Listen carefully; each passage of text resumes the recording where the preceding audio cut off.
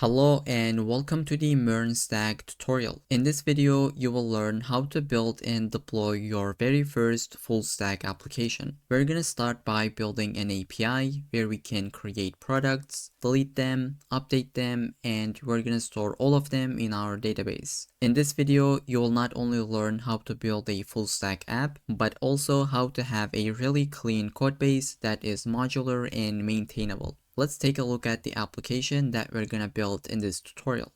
So this is the web application that we're gonna build and deploy today, which is a product store where we can create products, delete them, and update them. Let's try to create one. If we don't pass anything into this form, it's just gonna say, please fill in all fields. Let's give it a name. I'll just say headphones. Let's give it a price as well as an image URL. For the image URL, I'll be grabbing it from the Unsplash. I'll just say copy image address and just paste it and add product. So there we go. It says success and product created successfully. Let's go to the home page, and here we can see the latest product has just been added. We can update the price or the name or the image, really anything. Let's update the price and let's say headphones 2. And once we update it, it is just going to update it both in the database and in the UI. We can delete any of our products, and this application is going to be completely responsive. So I just switched to the responsive mode. Here is a larger screen. This is the tablets, and this is the mobile phone. Here we can see it just works as expected. And on top of it, we have light and dark mode implemented. If we delete all of our products, let me just toggle this mode. Let's see what's gonna happen if we delete all of them. Basically, it's gonna says no products found, and you can create a product from here on this page. This video will give you all the fundamental knowledge to be able to build and deploy a full stack app. And after this, you'll like to build a little bit more complex projects, such as a real-time chat app or a full stack Twitter clone that has authentication implemented. You can check out these videos on the channel to practice even more. So if you are new here, I always share this kind of long tutorials, and if you'd like to get notified, subscribe to the channel to not miss out. And if you're ready, let's get into it. Okay, so to get started with, I have created an empty folder on my desktop. I call it as MERN Crash Course, and then I just open it up in VS Code. Now we're gonna need two different folders. Let's say Frontend and one for the backend. In the first section of this course, we're gonna be focusing on the backend part where we build an API. Once we build it, we're gonna go ahead and build the frontend part. But first, let's just start with this one. So I will just open up a new terminal as the shortcut using Ctrl J. And from here, I'd like to just say npm init-y. And make sure you're running this under the root. So you don't say something like cd into the backend and from there type npm init-y. No, this is not what we do. We just go up under the root, and this is the default place when you just open up your terminal. Then you would say npm init-y. And the reason that we are doing this in the root and not in the backend is that it is gonna help us to deploy this application easily. So we're gonna put all of our scripts here. This is gonna build the application and start it, and this is gonna make sense once we get into the deployment part. So we need a couple of different packages for this application that we'll be using in the backend. So whenever you install a package for the backend part, you would run it in the root. You would say npm install, and let me just clear up the console so that you can see it clearly up here. I'll say npm install express mongoose and .env. Press enter. It is going to install all these packages and put it under the dependencies in this package.json file. So we'll be using Express as our web framework so that we can really build an API easily and just have the routing system. And we're going to be using Mongoose so that we can interact with our database, which is going to be MongoDB. And we are installing this .env package so that we can really access to our .env, environment variables. And you're going to see how to use all of them as we progress in this course. So we got all of our dependencies. It created a node modules folder for us, and a package log JSON. Now we can create a file, let's say server.js. You can call this anything. Some people call it as index.js, main.js, app.js. All of them are really conventions. The one that I'd like to use is just server.js, which is going to be the entry point for our API. So I'll say server.js and let's try to import Express and create an Express app. Now the traditional way of creating it, you would say const express and say require express, but I don't really want to use this require syntax. We can use a little bit more modern syntax, which is going to be ES modules. So we would say import express from express. And to be able to use this, you need to go under the package JSON and create this field called type. And by default, it is common.js. Here we can see, but we'll be using module. So once you make it module, you can now use import export syntax. Let's delete this and then just say const app express, call the function, and then let's listen for a port. I'll say app.listen, let's say 5000. This is going to be our port, and we are going to call this callback function once it is ready. So we could say console log server started at localhost and 5000. Let's try to save this and maybe try to run this file.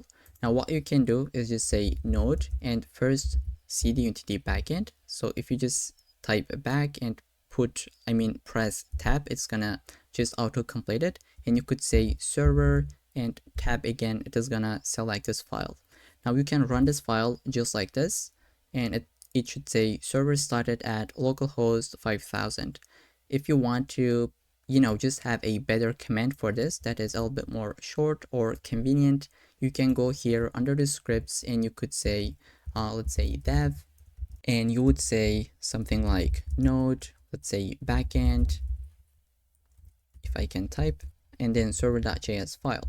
Now instead of typing this to the terminal, let's just kill this and say npm run dev. So it is going to do the exact same thing, but basically you're running the dev script, and this is the convention that we do.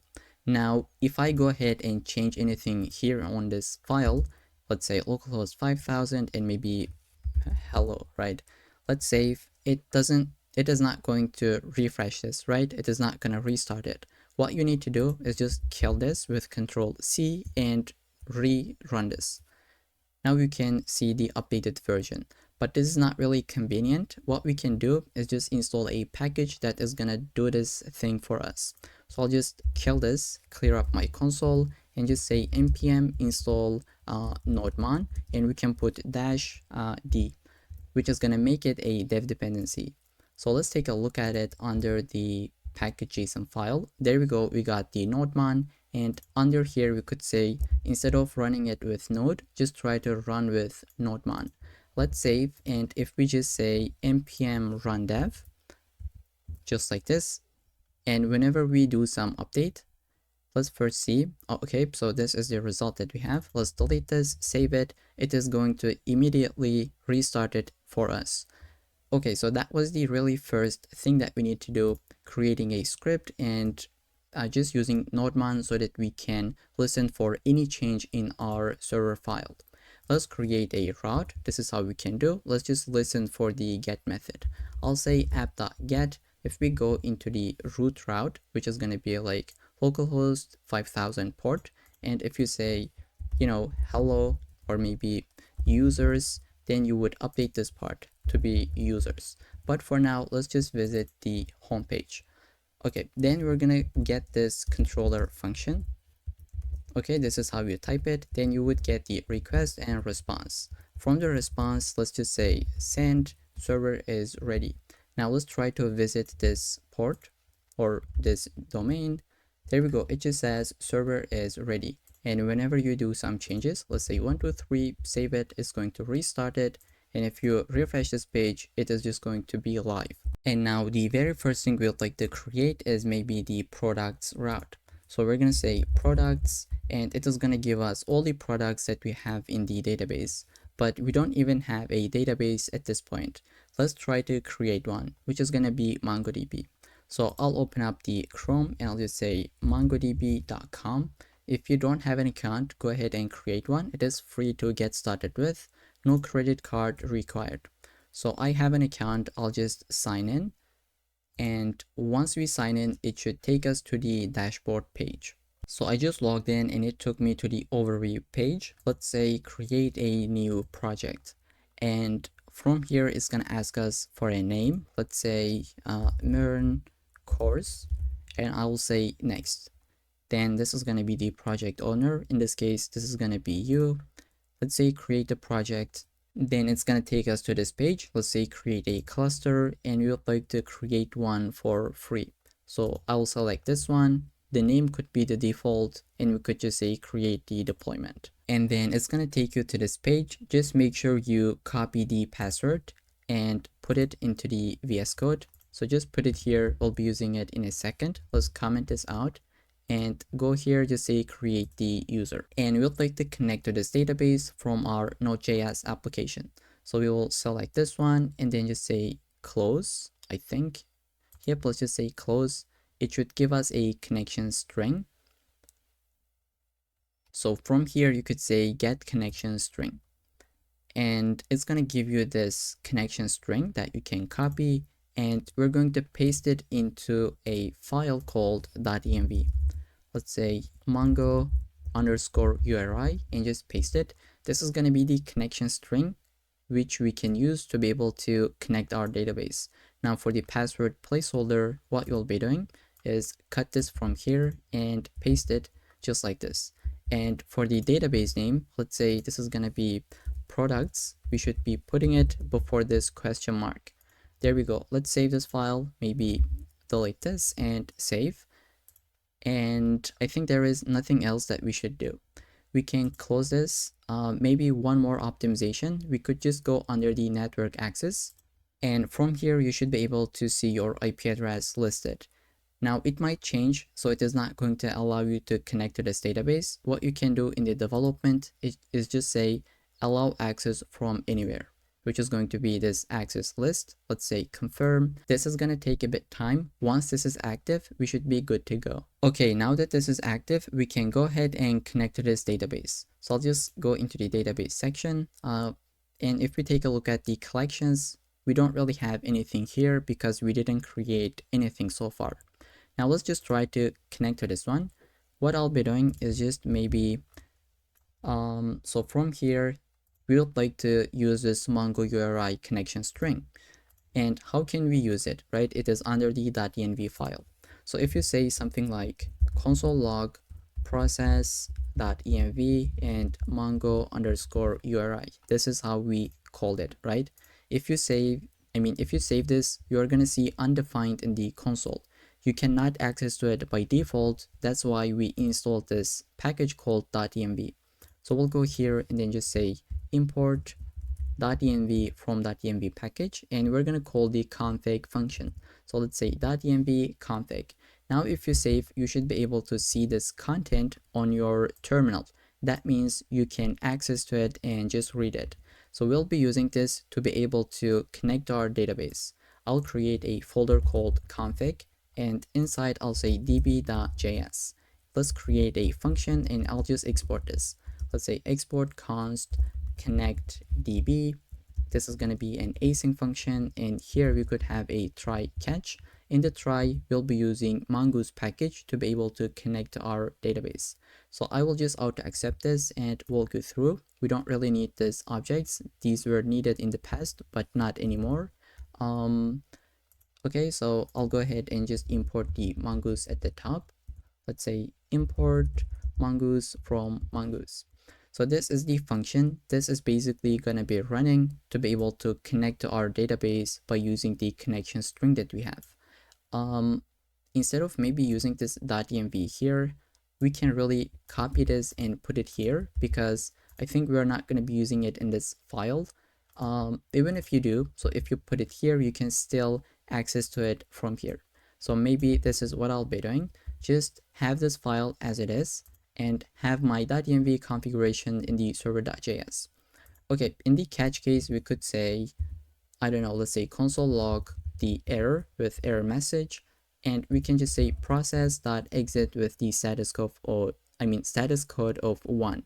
That means there was an error. So let me just put a comment. 1 code means a failure, right? But 0 means success. And here, since we are in the catch, this is going to be a failure, right? Let's say process code 1 means exit.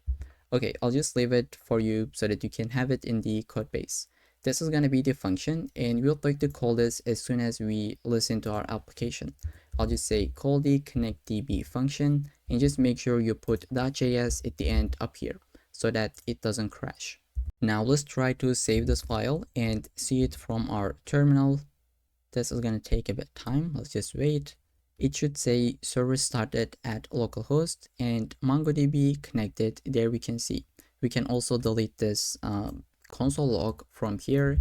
But yeah, we just make sure that we can connect our database, which is hosted on MongoDB Atlas. Okay, so with this, we can connect to our database. And now maybe it is time to create some collections, which is going to be products, right?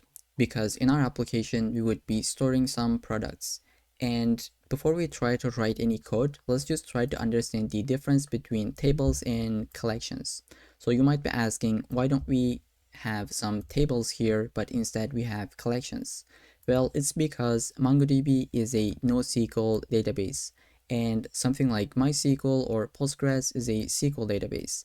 That means they store data in the tables, right? They have rows and columns. But instead in MongoDB, we have collections, and inside each collection, we have documents. So just to give an example, let's say we have a collection called, let's say products, and under the products, we could have multiple different documents, right? Let's just say we'll have 1, 2, and 3 different documents. One would be a smart watch, right? I'll just duplicate this. Let's say we will have earbuds, and we will have some, I don't know, let's say shoes, right? So each of them called as a document. So I'll just say document, and each of these, like let's say a product. So this, I'm sorry. So what we call as products is going to be the collection, right? I'll just duplicate this, and let's say this is going to be our collection. And maybe in your application, you would like to also have a collection for the users, right? You would say you would like to have one more collection. This is going to be called as users.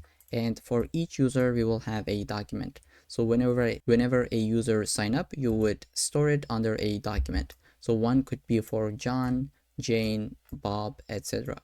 So I think this makes it clear that the difference between the SQL database and NoSQL databases, where they store the data in tables, in rows and columns, but instead in MongoDB we have collections, and you can create multiple collections, and each collection is going to have multiple documents.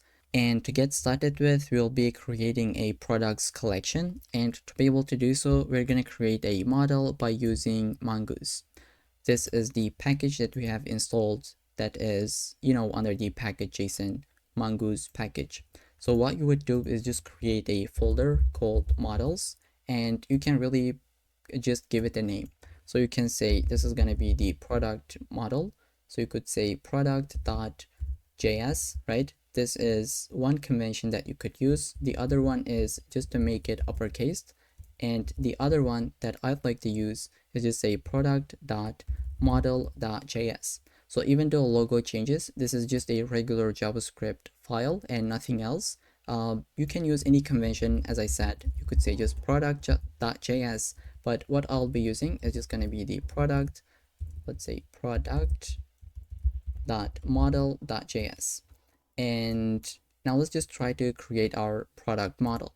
I will say, let's say import mongoose from mongoose. Then first we need to create a schema.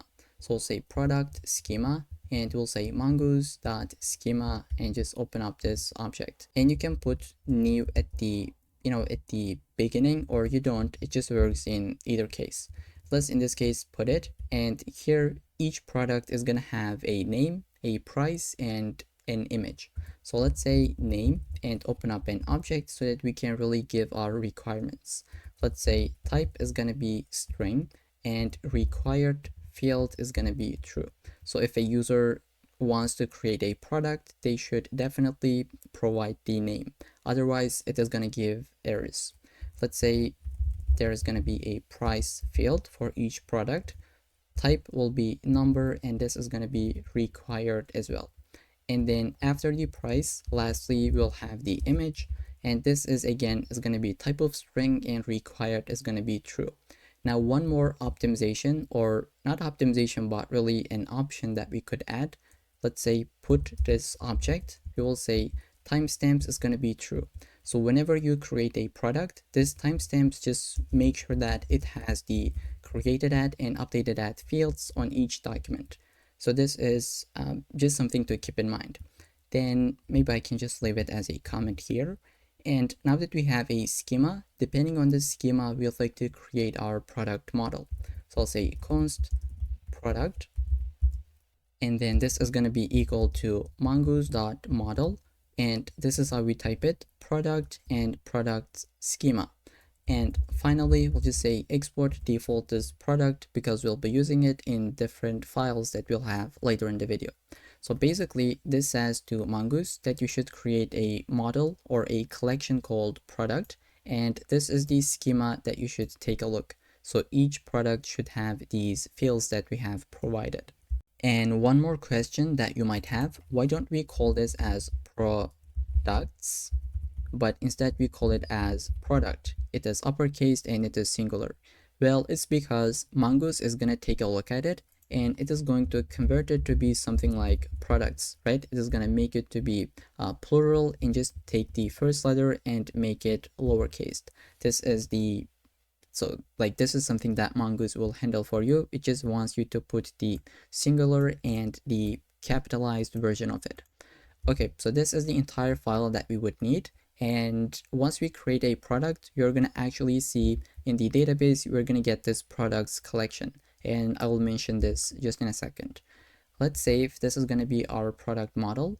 Now we'd like to create product models. I mean, like product documents, right?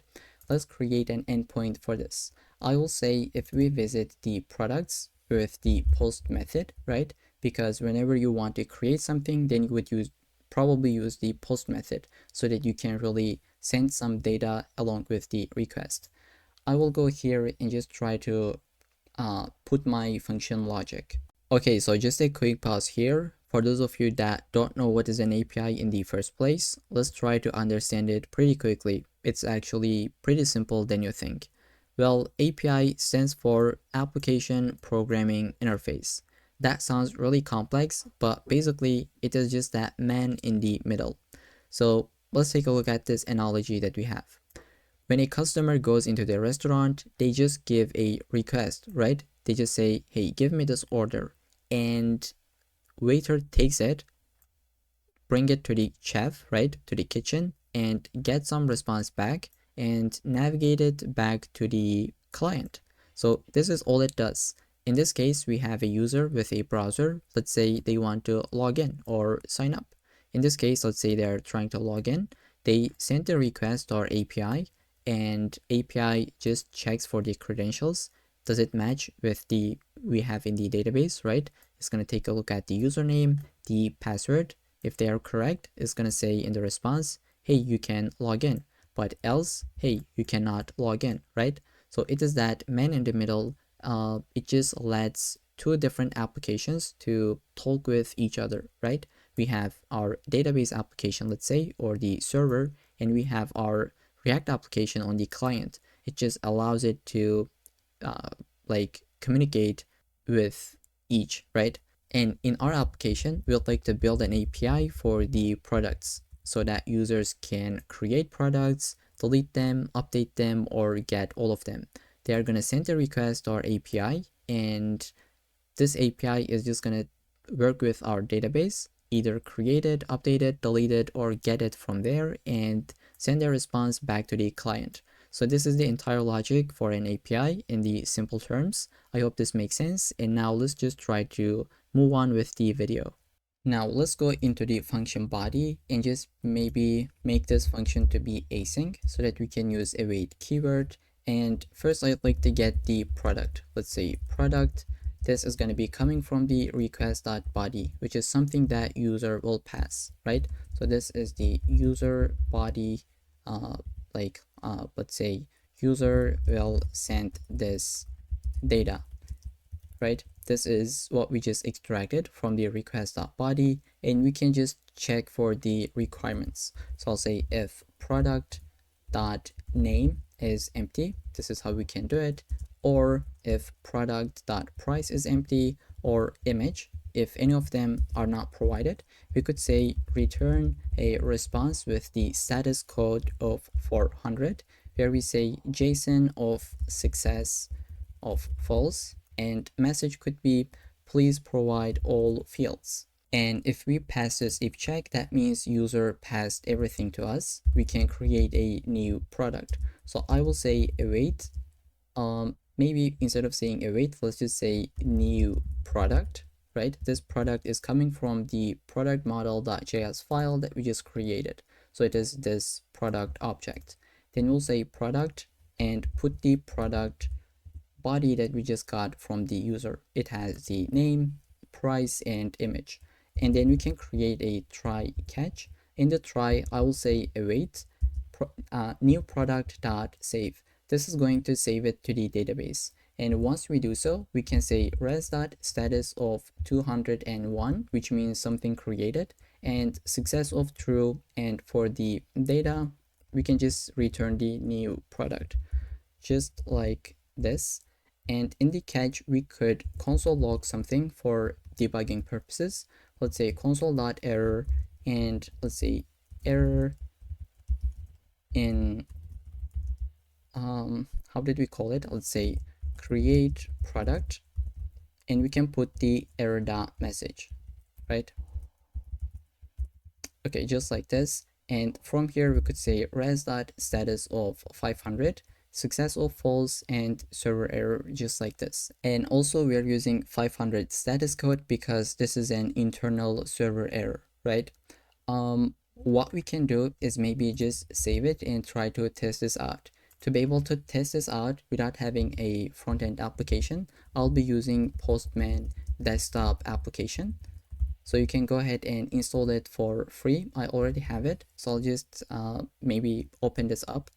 So this is the desktop application that we have. So under the workspaces, I have a bunch of different workspaces for the previous tutorials. Let's try to create a new one. I'll say blank. Let's say next, give it a name. I'll say MERN crash course. And let's say this is going to be only for me. Let's say create. There we go. Now we can create collections. Let's say one collection for the products, because this is what we will be testing. Let's say products, and we can add a request into here. So I'll say add request. We can give it a name. So I'll say create product, or maybe just create, doesn't really matter. Then let's save, change the method. It's going to be post method because this is how we configured it. Let's see. Okay, we said this is going to be a post method to the products. I'll go into the Postman. Our URL is going to be http localhost 5000 / products. Now one more best practice that we could do is just prefix it with API so that we know this is our API service. I'll go ahead and prefix it with the API and just make sure you put the /. Okay, just like this, save this file. Now we can really send our product data. I'll go here under the body, and under the role, just make sure you select the JSON. Now, whenever you send something like some fields, let's say name is going to be smart watch. Let's say price is going to be, I don't know, let's say 123, right? 0.99, or maybe let's just make it like this. Let's give it an image. And for the image, I just said example.com/image. Now to be able to grab this data, we have used this request.body. But to be able to make sure this works, we need to use this configuration up here. I'll say app.use express JSON.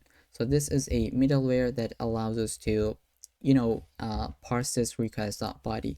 So let's say allows us to accept JSON data in the body, right? In the request.body. Okay, so this is what we call a middleware, and middleware is just a function that runs before you send a response back to the client, right? So this is the function that we just used.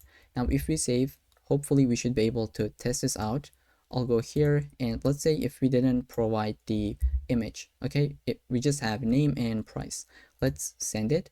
It should say something like success or false, please provide all the fields. Let's put the image and send it. Now there we go, success of true, and we got the data back, which is something that created in the database. Let's take a look at it. I'll go into the MongoDB, just say refresh this page under the collections. There we go, we have our products with, products collection with one product that is just being created. It has underscore ID field. This is what MongoDB creates by default. Then we give name, price, image, created that and updated that. We got this because we said that we'll be using this field, right? Timestamps of true. And even though we called it as product as singular, now we just have it as products. So these are the things that I mentioned previously, and now we can see it in action. Now we can create a different endpoint so that we can really delete a product. So in the now, like, how do I say it? You might be asking, why do we put all of our functions into this file? Couldn't we create a different folder and have them and just make this file a little bit more organized? Well, you're absolutely correct, and this is what we're going to be doing. For now, just to keep this a little bit more beginner friendly, I'll put everything into this file, and I will have an optimization section where we can really make this code base a little bit more clean. Okay, so this is something just to keep in mind. Let me just zoom in. We're gonna create a different endpoint. Sorry, let's say app.delete, which is gonna be for the delete method. Let's say /API/products, and to be able to delete a product, we should pass an ID, right? So we're gonna, let's say we want to delete this one.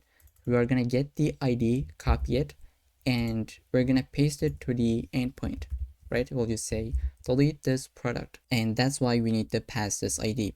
Now to be able to get this ID, we're gonna be using this so like colon and ID. This means this is gonna be dynamic. This could be any value that user can pass. And let's say we're gonna have a controller function for this, async request and response. Call this function. Okay, here we'll like to just delete it. So I will go into the function body, and what I'd like to do is just get this ID from the URL, right? I will say const and destructure the ID coming from request.prems. So we call this as ID because this is what we passed here. If you say something like hello, then you would say hello to here as well. But since we're using ID, this is what we called it. Let's say console log the ID just to see it in the terminal, and let's create an endpoint for this as well. A request. So I'll delete this. This is what we had previously.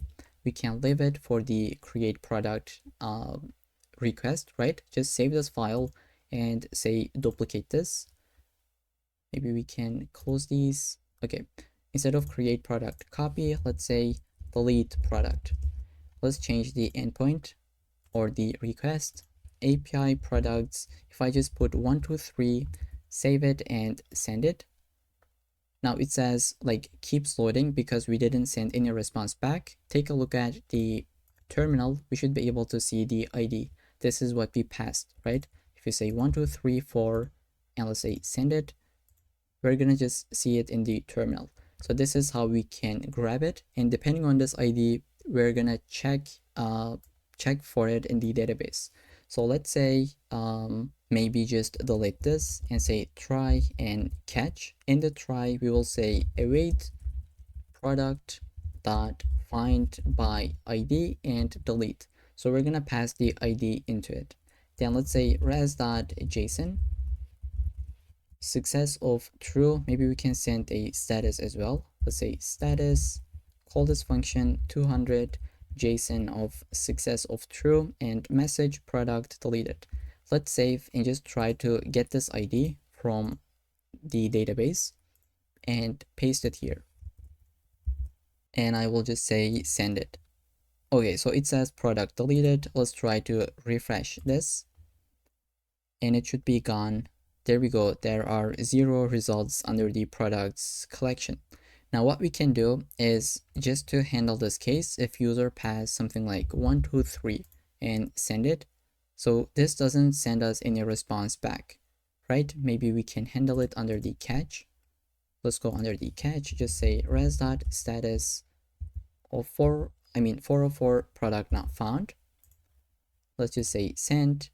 There we go. We just handled this case as well under the under the catch block. Now let's try to create a couple of different products so that we can really get them. So let's shrink this. I'll say smartwatch, send it. It has just been created. Let's say smartwatch 2. We can update the price and let's say 3 just to make this work. Now we're going to create an endpoint or maybe a request from here. Let's say duplicate this one. We will just say get all products. Okay, we're going to save this, make it to be get method, and this is going to be our endpoint. We'll just say API products with the get method. It should give us all the methods that all the products that we have. Let's save this and save this one as well. Close these. So we'd like to just create this endpoint, right? I'll go into the VS Code. Okay, maybe up here before the create, I'd like to just create a get method. Let's say app.get/API/products. We're gonna just find all the products that we have in the database.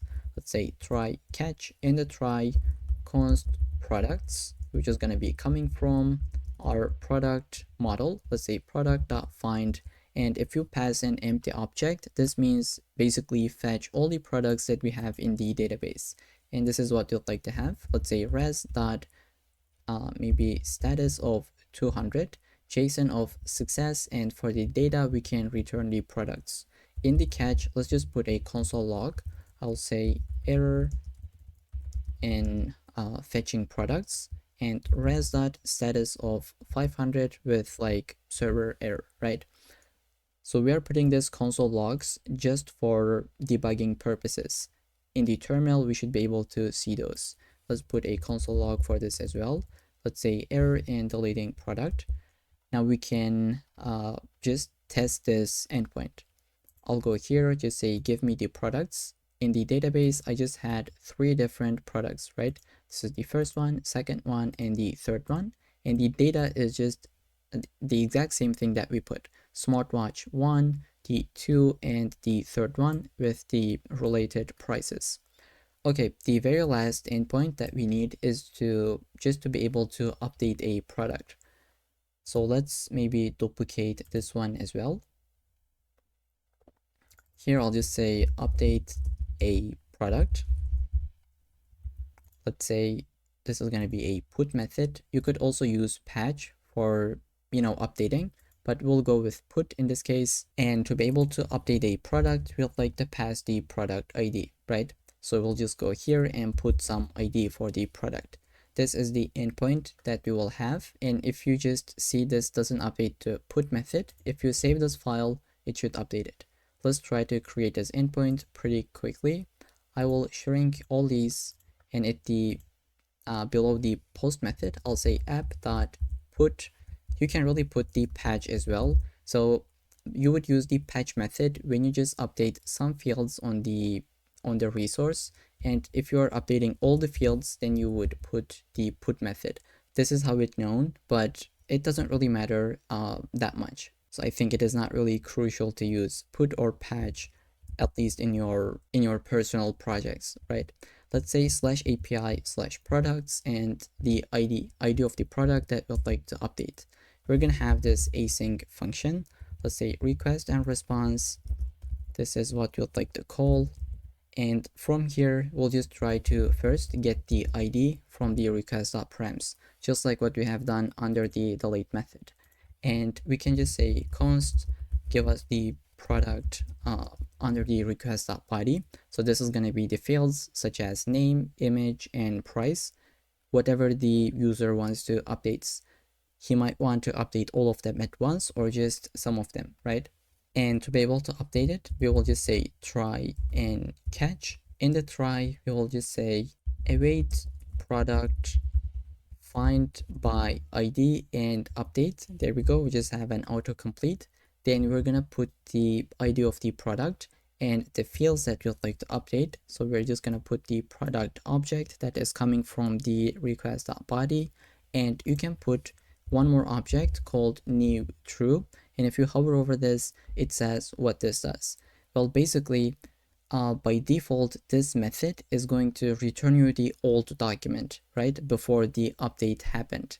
And if you say new is going to be true, then it is going to give you the updated object, right? We can just say const, this is going to be the updated product, and we'd like to send this in the response. I'll say res.status of 200, success of true, and we can return the updated product. Then let's say res.status of 404 in the catch case, or maybe let's say 500, JSON of success of false, message server error this could be. If you would like to handle the 404 case, let's say user just passed an ID, something like 123, which is something that you don't have in the database. So you could say 404 error, and we can do it before the try. Let's say if this is how we can do it. Let's say mongoose.types object ID if it is not a valid ID that user is sending. So you would say if it is not valid by putting this bang operator, right? In this case, we're just going to say return res.status of 404.json, success or false, and we could say invalid product ID or something like product not found, right? You would give some kind of message that user knows the ID they pass is not valid. And I think this error handling could be a little bit more better under the catch, but this is also fine. We just say there was a server error that we couldn't really handle, but most of the time we'll be hitting this part. Probably the ID will be there because they're going to be deleting it from the front-end application. Okay, so this is going to be our endpoint, I think. So they are not going to be deleting, by the way. We are in the updating case, and the ID will be always in the front end. Okay, so let's try to save this and just test this out. I'd like to update the first product that we had. Let's take a look at it in the database. The name is smartwatch, right? I'd like to make it to be maybe smartwatch 1. I'll get the ID and go into the postman. I'll put the ID, and for the body, I will say the name is going to be smartwatch 1. And this is the only place I'd like to update. Let's say send. Okay, success of true. Let's refresh our database. We should be able to get that update. Okay, there we go. And let's say you would like to update all these fields. I will say maybe use Control Z to bring this back. Smartwatch updated, and price could be let's say just 99 in example.com image.1. Let's say it is just going to go ahead and update all these fields that you can see from here or from the database. Okay, so smartwatch updated, the price, and then the image. So everything seems to be working. What we can do is just maybe make this code base a little bit more modular, right? At this point, this is getting out of hand where we just have all of our methods here. What we can do is creating a routes folder and create a product route. So I'll say product, you can just call it as .js. As I said, I'd like to just keep this convention. That's why I'll say route.js. And this is just a regular JavaScript function. Even though we have route as the extension, it is just the name and not really the extension. The extension here is JavaScript. Okay, so what I'll be saying is just import express from express, and let's say const router express.router, and you would say export default the router.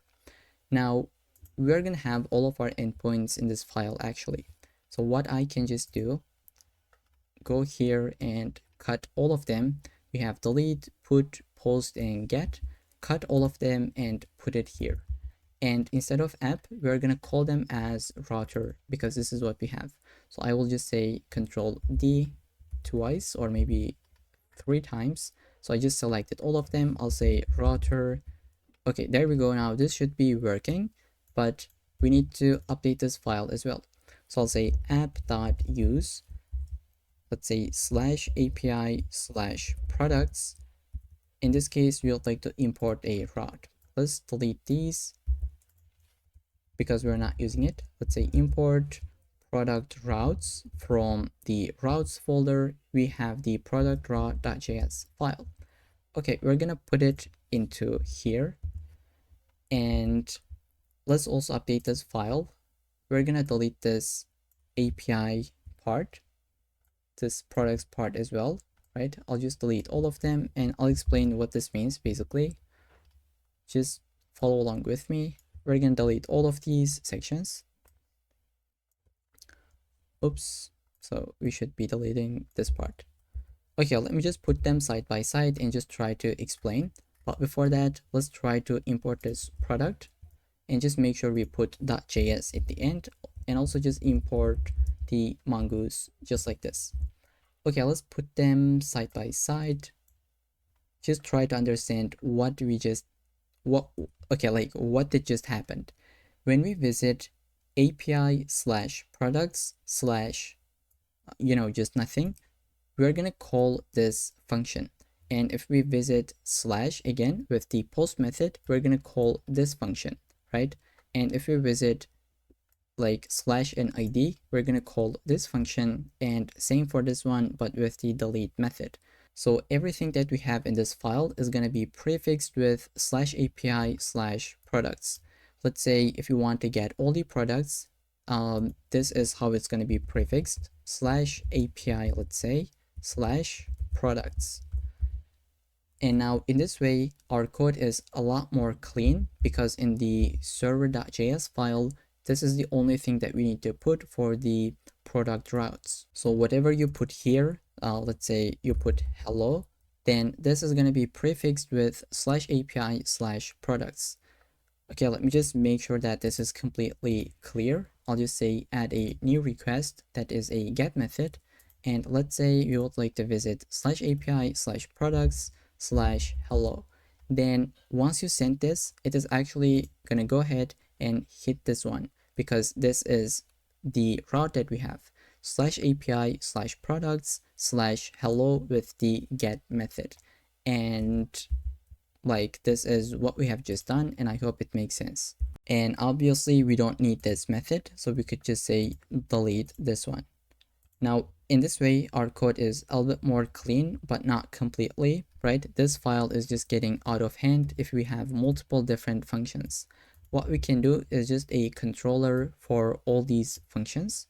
So I'll say under the backend, we would like to have the controllers, and the controller that we'll have is going to be product.controller.js. And again, you can delete this .controller part if you really want to. The first controller I'll have is to get products. So I will cut this from here and just say export const, like get products, which is going to be an async function that I just paste. And let's try to import the product model.js. Let's say create the product, and we can import it, by the way. Let's say get products from this file, right? Let me just shrink this, maybe close these. Okay. And let's try to create this function, which is to create a product, right? I'll cut it. I'll say export const create product and equal to this value that we just had. Let's save this one as well. Then we'll go here to say create product, which is coming from this file. Let's say update one, cut this. I'll just go here, export const update product, and we should paste the value to here, right? This is the function that we had previously. And we also need to make sure that we imported the mongoose in this file. Okay, let's say update product, and finally delete a product. Let's shrink all of these. Const delete product is going to be equal to this function that we had. Let's save and import this. Now we can delete these because we are not using them. And okay, I hope this makes sense at this point. In our server.js, we created one route for products. Once we hit here, we're going to be calling this function or this file. We're going to check if it is a get method, post method, put, or delete. For all of them, we have different functions, right? And we check for the URL. And these are going to be prefixed with /API/products. And for each of them, we're calling the related function that we have created under the controllers folder, right? I hope at this point this makes sense. And we can just test this out. It is working exactly the same as before. Let's try to update this to be smartwatch updated to be 123. Update it. It should update, and we can take a look at it in the database. It should be the latest value we just give, and we can delete one. Let's copy this ID, go here, and just try to delete this. Okay, product deleted. You can take a look at the database. Let's just make sure that it actually worked. We had 3 different values, but now we just have only 2 different values, right? Or documents. We can get all of them. Here we go, it just works. And we can also create a product. I'll say, instead of smartwatch, let's just say shoes. Can give any value and just create it. It should create it in our database. Okay, now we have 3 different products with the latest one being added. So with this, I think we have just created our backend part, right? This is how easy it is to create an API. Basically, we have a route for the API products, and for each route, we just put them under this file with their methods and their related endpoints. We have the controller functions. For each of them, we are using Mongoose to be able to communicate with our database, as well as this product model that we have created, so that we can really get some products, update them, delete them. Then other than this, we have the configuration for the .env, right? We have this .env file. We can read this content just because we configured this function, or we just call this function, right? Then we have the database file where we can connect to it with this function, which we are using it in this callback function. And I hope all this makes sense now. The very next thing we'll be doing is building the front end part, and I'll see you in the next section. Okay, so welcome back. In this section, we'd like to build our front end application. But before that, there is just 1 or 2 things that I just want to update quickly.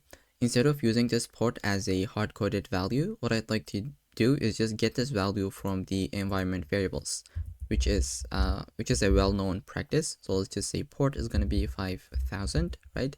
Let's save, and here let's just grab it. I will say process. Let me just make it like this. .env .port, which is going to be equal to this variable. Let's say port. And if this is not available, let's say you forgot to add this, right? If it is undefined or something like that, then you can just put this hard-coded value as a fallback. Now we can really use this down here, right? And let's delete this. We could just say this is going to be coming from the port variable. So that was the first thing. We haven't changed anything in terms of functionality. It is still listening on the port 5000, but instead this is coming from the environment variables. Okay, now let's just try to see in the terminal. I killed it. Let me just say npm run dev, and we should be able to see this text with 5000. And let's just wait for it. Okay, come on. So maybe it tries to start. Okay, there we go. Now it says 5000. If you go make this one, let's say 5001, save this file again. It's gonna restart it and it just updated. That means this value is coming from the actual .env file. Okay, now let's save this so that it is 5000 again, right? There is one more thing that I just want to update under the controllers. Under the delete product, here we just return 404. Instead, what I would like to do is just make this 500 status code, and for the message, I'll just say server error, right? Just like this, and I'll go up here and I'll get the actual this part. So if the ID is not a valid ID, we could just return that error. So if it is invalid, right, we just negate it. We return 404 invalid product ID. Okay, this is gonna be it for it. Let's save. And now we can actually go ahead and build the front-end application. So I'll just open up my terminal. Let's create a new one. I will cd into the front end and I will say npm, let me just give out a bit space, create vite at latest, and I'll just put dot at the end. So this dot means initialize it under the current folder, which is the front end, right?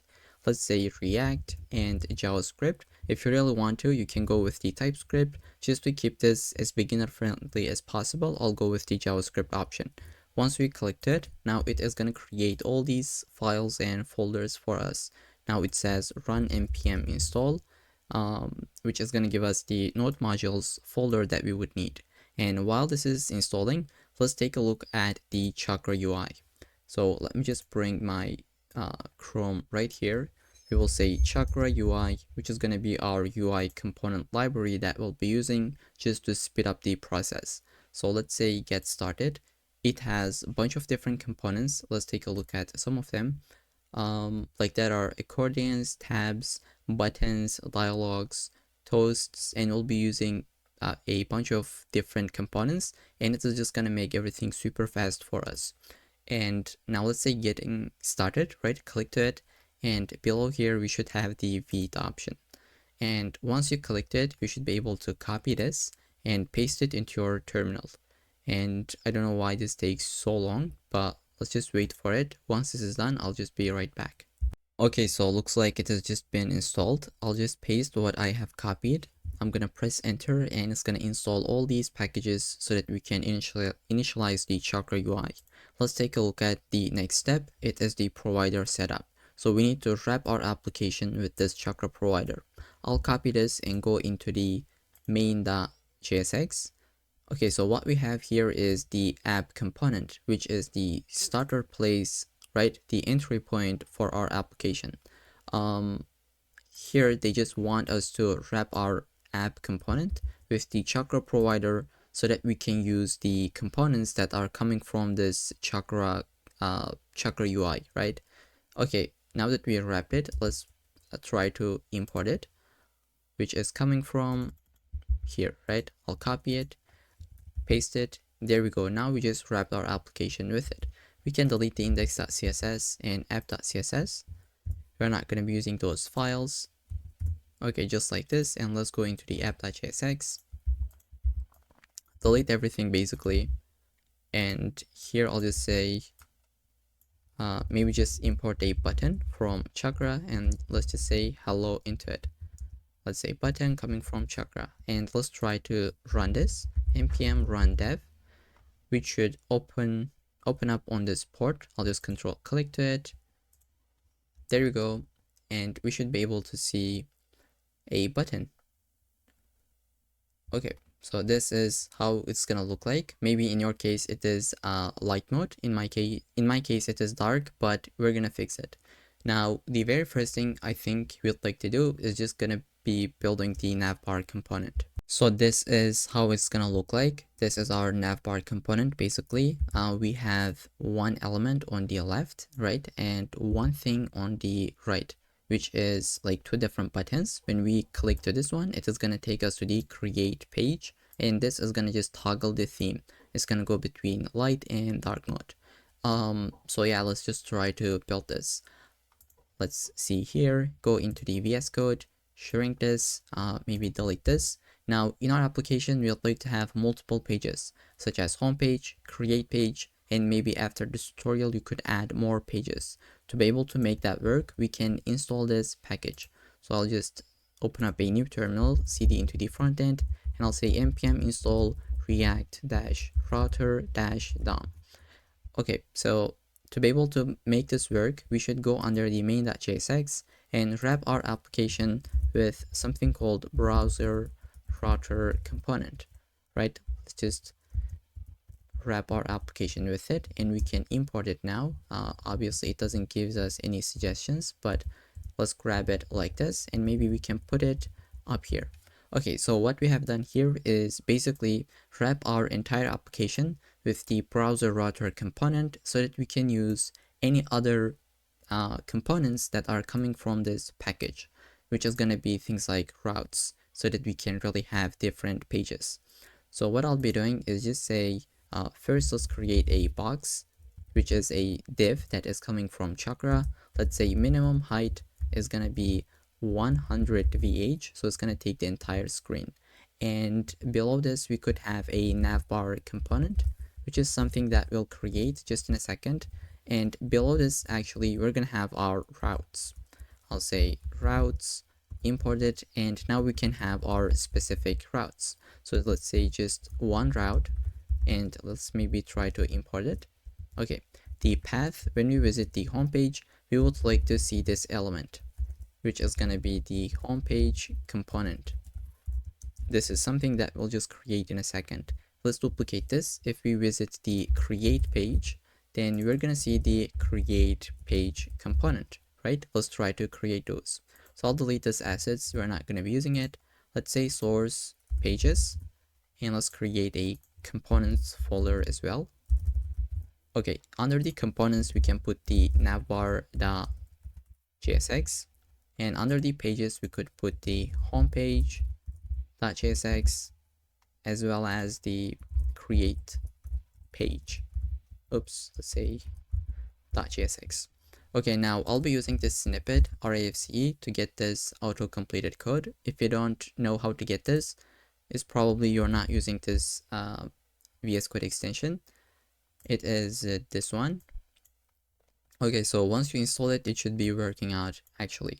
You can just say RAFCE and get the auto-completed code, which is really convenient. So this just gives you a React functional component.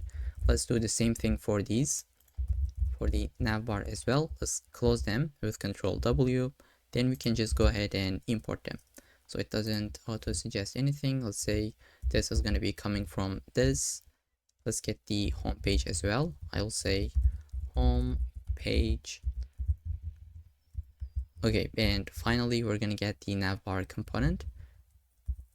Let's try to auto import it. Okay, so it doesn't give it. Okay, so for some reason it doesn't work. Let's say import navbar from the components. There we go. Now we can delete the button. We are not using it. And with the help of this, now we can have different routes, right? So we have the home page and create page. Let's try to see how it's gonna look like. There we go. Now we are in the home page and we can still see the navbar. It's because it is above the routes.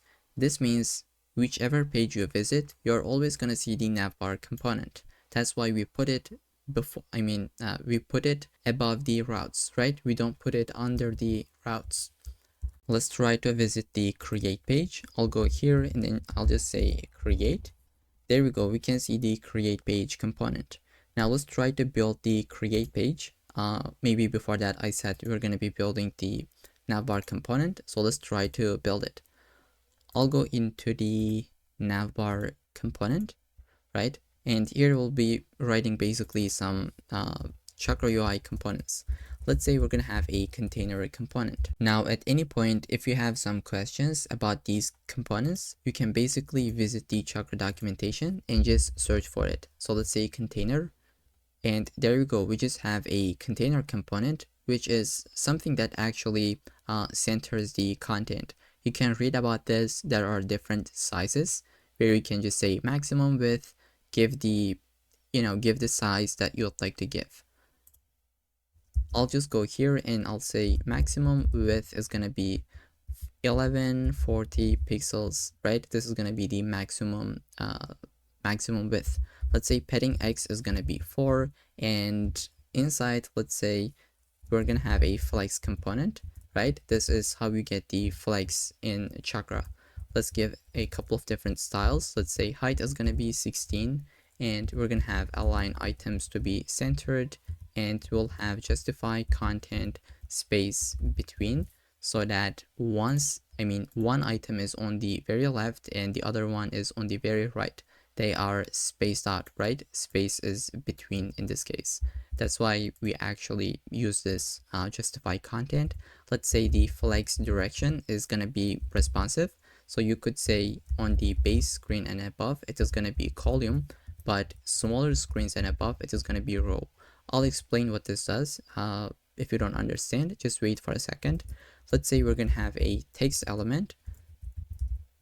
Again, it is coming from Chakra. It's gonna have a couple of different styles. Now I'm using gradients for this. Let's just say gradients. Okay, so this is actually coming from the documentation. They just tell you how you can create these kind of gradients for the text as well. This is what we'll be using, because if you just take a look at it, we go from this bright blue color to a little bit dark one. This is the exact same thing actually that they do, using background gradient, background clip, and it just works out. What I'll be doing is just basically copy it and paste it. You can grab it from the GitHub repo or just maybe type it down. The link will be in the description. And let's get this link component from React Router DOM. Okay, so if we save, we should be able to see a product store text with this emoji and with these styles, right? Font size is being responsive. In smaller screens, it is 22, and smaller screens and above, it is 28. Font weight is bold, uppercase, text align centered, and we have this gradient color. And below this text, we're gonna have one horizontal stack. Let's say H stack. It should be like this, and this is gonna be coming from the Chakra UI. Let's import it and scroll. We'll just give spacing of 2, and let's say align items is gonna be centered. So these are the components. As I said, you can always find it from the documentation. I'll just have a link. Let's say this is gonna take us to the create page. Let's say create, and this is gonna have a button. So what we are trying to build, let's just say button. What we are trying to build is basically this part now, a button as well as a different button, but this is gonna take us, it's gonna just toggle the light mode state, right? Let's import the button from Chakra UI. Inside this button, we will say, have this icon, let's say plus square icon. And to be able to make this work, I think we're using React icons. Let's just try to install that package. I'll say npm install react-icons, which is a package that we could use to be able to get icons. So if you search for it, you're gonna get to this page, and you can really just search for anything. Let's say plus icon, and there are really different options. You can click to it, get the import as well as the JSX, and just paste it into your code base. And this is what we'll be using. We just installed it, and now let's try to get this icon. And also there are Chakra UI icons if you want to use them. So I just want to mention it. I'll just say icons, or maybe just icon. Let's see. So you can actually install the Chakra UI icons as well. So I'll just import it for those of you guys that want to see the usage. They have limited amount of icons. It is not as rich as the React icons, but still you have some useful icons. So the plus, I think, is coming from here. I'll just say plus. Okay, so I believe it is coming from this Chakra UI icons. Let's just try to see if this is gonna work or not. Now that we have installed the packages, let's just try to grab the import. I will paste it like this, and let's try to give it a size. I'll say font size is gonna be 20, and finally we'll have one more button But maybe before that, let's just save and see the output. Okay, so this is how that looks, right? We have maximum width of 1140. This is what we have given, right? This is what we just said. It is going to be a container, so it is always in the middle of the screen, and we have justified space of between something on the left, something on the right, and we just have this button. If we click to it, it's going to take us to the create page. If we click to this one, it's going to take us to the home page. Let's try to build this second button so that we can toggle the state. I'll go here under the first button, which is a link. Maybe we can create a different button, and we'll just now we need to get a function actually to be able to toggle the color mode. I'll say on click toggle color mode, which is going to be coming from a hook. So let's go above. I'll just say use color mode. This is a hook coming from Chakra UI. It is going to give you these values. Now what we can do is basically just say when we click to this button, you should toggle the color mode. And inside this, we will say if color mode is light, then you can show this emoji, but otherwise you can show the sun emoji, right? Let's save, and this is how it's gonna look like. You can really toggle this state. Instead of this emoji, I'll be using icons. So the first one is gonna be, let's say IO moon, right? And the second one is gonna be actually sun. I'll just go here, let's say LU sun, which is gonna be size of 20. Okay, and these are going to be coming from the React icons package. Let's just go scroll to the top and import them. Okay, let's save, and it should be working out just like this that we have. What we can do also, change the container background color depending on the color state. So we can go here for the container. I will say the background color is going to be use color mode value, and we can just say gray of 100 and gray of 900. So the first one is for the light mode, the second value is for the dark mode. Let's save and just try to test this out. There you can see now the color is a little bit different from the rest of the application, right? If we go to the light mode, it also changes. But I think this doesn't look really good, right? We have this different colors and it is not really good, right? What we can do is delete it from here and go into the app.jsx and put it into this box. Let's put it, try to import it, and we can remove this import from here because we are not using it. And now if we save, we can really give different colors for the light mode and dark mode. It's gonna update the entire UI. Let's say for the light mode, we use red 500.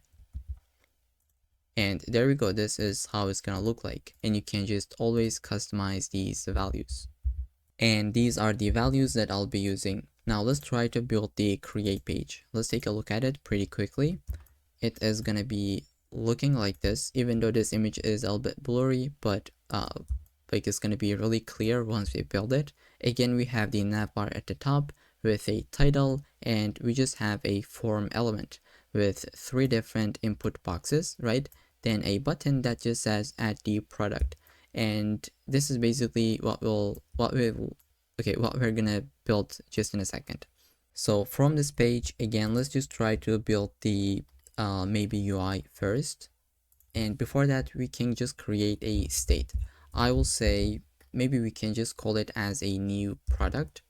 Let's say new product, set new product. We're gonna have all these states. Let's import the use state. Basically, it is an object with name, price, and image. All of them are for now just empty string. And let's try to build the UI. Again, we're gonna have a container, and let's try to import it. Maximum width is gonna be let's say container dot small. This is coming from the documentation as well. Let's say we'll have a vertical stack imported. The spacing is gonna be 8, and inside this vertical stack we're gonna have a bunch of different things. So the first one is gonna be a heading component.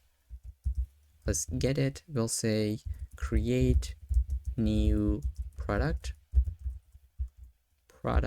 just like this. And we can say this is going to be h1 element. This is how we can do it. You say as h1 or p tag, or span, anything that you would like to put. And then you'll say size is going to be 2x large, text align of centered, and we will just say margin bottom of 8. And below this heading, we're going to have one box element. Let's say import the box. We're going to have these styles now. Width is going to be full. We can just say use, for the background, use color mode value. Not mode, but it should be value. Let's try to delete this import. We should have the mode value. On the light mode, we're going to give the white color, and in the dark mode, it's going to be gray 800. Then let's say p of, okay, so it should be like this, padding of 6, let's say rounded of LG, and finally shadow of medium. So these are going to be the styles that we have for the box. Let's just try to have another vertical stack. Okay, let's just try to create it. This is going to take the spacing of 4. And we'll just basically have a couple of different input components. So let's say input. This can be a self-close tag, like this, right? We can give a placeholder.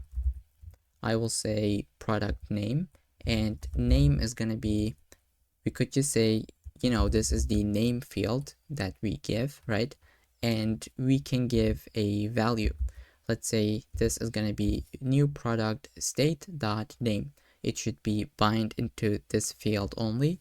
And when we type into this, let's say on change, we would like to just update the name field, right? This is the only place that you'd like to update. And I'll basically get the other two input elements, which is going to be the price as well as the image. So I'll save, and you can take a look at it, maybe grab it from the GitHub repo or just type this out. Basically, we have a placeholder, name, type, as well as value and on change. This is for the price, right? This is what we're updating, and same for the image. Below this, we're going to have one button. Let's put it here and try to import the button. And once we clicked it, we would like to just handle add product. Let's create that function. For now, we could just say console log the new product. Okay, let's save and just try to see this component in action. Okay, this is the output that we have. Let's open up the terminal or the console. I will just give it a name. Let's delete these. Let's say iPhone XR. Price could be 200. Image URL, let's give one of them. If we click it, we're gonna get to see this in the terminal, right? We can just get all these values stored in this state. And now what we can do is basically implement the functionality, right? Once we clicked it, it should immediately save this to the database. And to be able to make this work, we could use just plain fetch, right? We could run it with use effects, use it in this component. But what I want to do is create a global store, which is going to be our global state. And we're going to be able to just use it in any components. So let me just show you a quick diagram. So let's say this is how our application looks like. We have the app.jsx root component at the top, and it has different children, right? And their children have different children as well.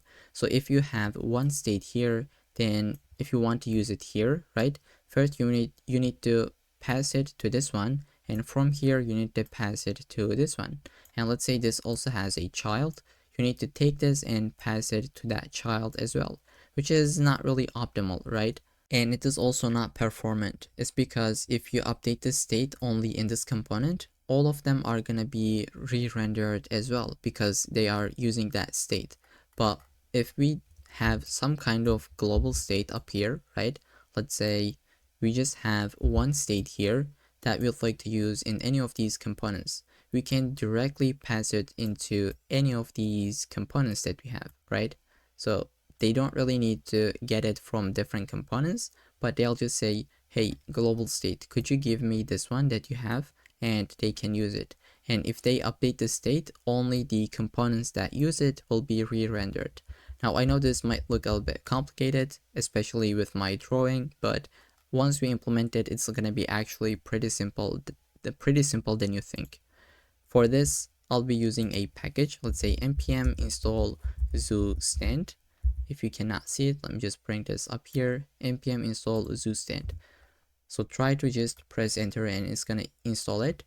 What we can do under the source, create a store folder. And inside this store folder, we're going to have a product.js file. Okay, so in this file, we'd like to just have some kind of global state and some functions that we can use. I will say import create function from, let's say, zoostand. There we go. Now we'll just create a hook basically. Let's say const use product store, and we'd like to export it so that we can use it in different files. This is how you can do it. This is how we generally do, calling the create function, which takes a callback, and this takes a setter set as the argument, right? This is going to be the setter function. And instead of just having the function body, let's just return an object.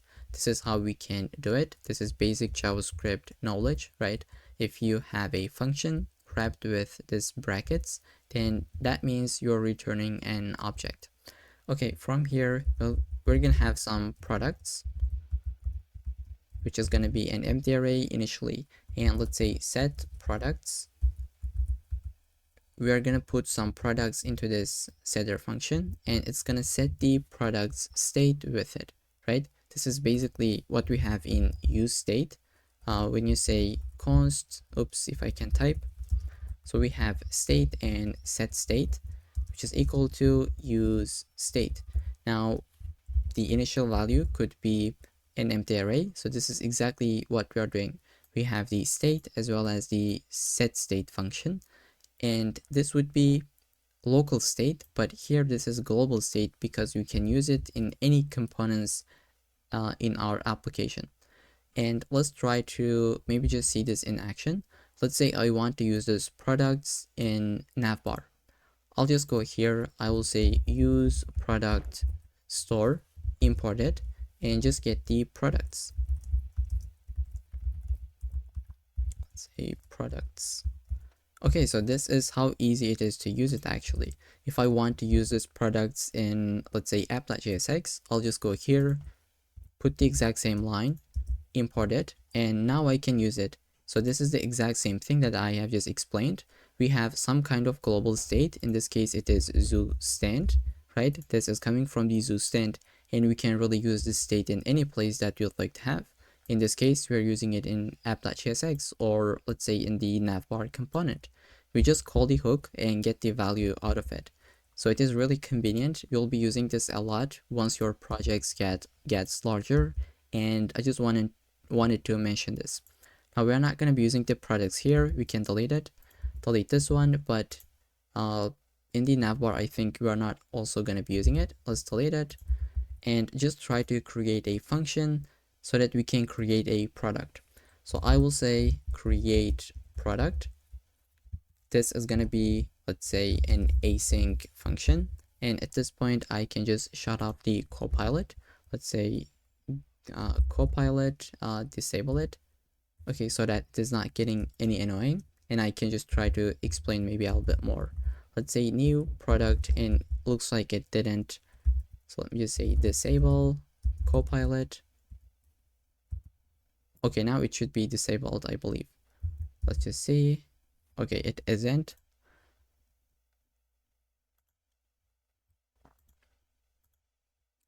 Okay, now I think it should be working out.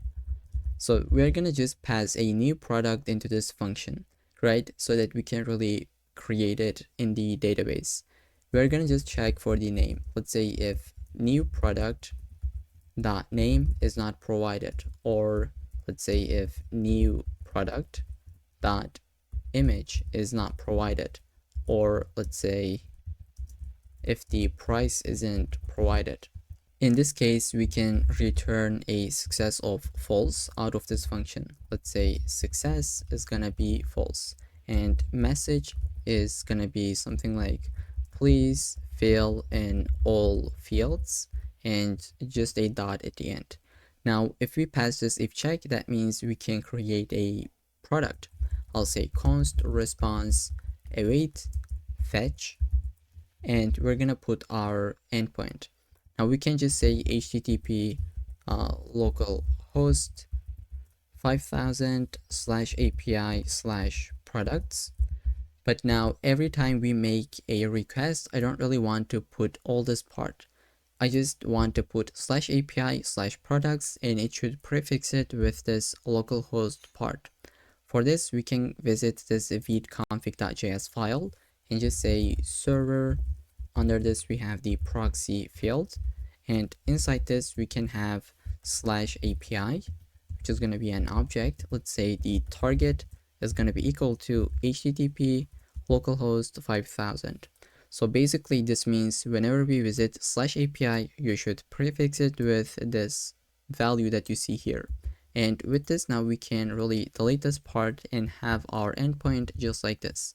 And since we are returning, or since we are calling a post method, let's put an object. Let's say method is gonna be post, just like this. Then we will say headers content type. Let's say content type of application JSON. Okay, and lastly, we'll just say body is gonna be json.stringify, where we just stringify the new product object that we just got as an argument. And after this response, we can say const data, and we'll be using this res.json so that we can extract the data out of it. Finally, we'll just update our state. Let's say call the setter function, right? This is what we are having in the first place. Set, we will just get the state. So this is going to be the previous state that we had. Now we will just return an object just like this. So we will say products, just keep all the previous products that we had. Let's say state dot products, and we'll just add the new product that we just got back from the backend, right? Let's take a look at the controller. How are we returning it? Once we create the product, we return it under the data. So we should say data.data actually, right? Okay, I hope this is gonna work. Let's just try to test this out. I'll go into the create page. We'd like to call this function once we click to that button, right? So on click, we actually call this handle add product function. So let's navigate into this function. I will say maybe here use product store, which is going to give us the, let's say const create product. This is the function that we're just extracting, and we'd like to call that function. Let's say create product, pass it as the state, right? Let's say async. This is going to take a bit time, so let's say await, and this is going to return us some values, right? Let's say success and message. So in the error case, we're going to be getting those actually, right? Success false, and we have a message. So in the success case, we can also just return an object as well. So let's say success is going to be true in this case. I'll maybe copy it, paste it. For the message, I would say product created successfully. Okay. Now we can really go ahead and destructure these values. Let's say console log the success, and we can just get the message. Okay, so let's save and just try to see how this is gonna look like. I'll say iPhone XR, put a value, and for the image, let's just put this one. There we go. It says success false, but product created successfully. Why this is false? Let's just try to see if this is coming as a falsy value. Okay, this should be true actually. And if we take a look at the database, we should be able to see this product. Let's just test this out. Okay, so I am in the database. Let's scroll to the bottom. There we go. We just got the value, right? That means we can create products actually. So I'll just try to create another thing. Let's say wireless earbuds. For the price, let's just put 99. Now for the images, I am getting those as auto completed images. What we can do is just visit Unsplash, which you can grab beautiful free images. Let's say earbuds. We can copy the image URL, image address, and paste it to here. And at the product, there we go. We just got the success of true and product created. Once product is created, instead of seeing this in the console, maybe we can see a notification, which is something that we called as toast. And this is going to be coming from our package, right? Our Chakra UI library. This is how we can use it. We have this toast. Let's just grab it, go into the create page, and just maybe try to import it and use it. Okay, here we will say if success is true, then we would like to show a toast. Let's say if success is false, let's just handle it first. We'll say toast, call it with this object. We can say title is gonna be error, and for the description, let's say we're just gonna put the message that we got, and for the status we can put the error, and you can also remove this codes. It doesn't really matter. And there are different options like duration. You can put it for 3 seconds, or you can put it for 5 seconds. Doesn't really matter. I think the default one is 5. I'm not really sure. We can take a look at it in the documentation, but I'll just leave it as the default. Let's say is closable gonna be true, so that we can close it if we really want to. And in the else case, let's just say else. We're just gonna put the success case. Okay, just like this. Let's save and maybe test this out. I will say, let's just this time get a, I don't know, like a some shoes. Okay, I'll just say Nike shoes. Price could be like this, and image URL pasted. Okay, there we go. It says product created successfully. Once we create the product, we should remove these states, right? It should reset. We can go here and just say set new product and reset this state.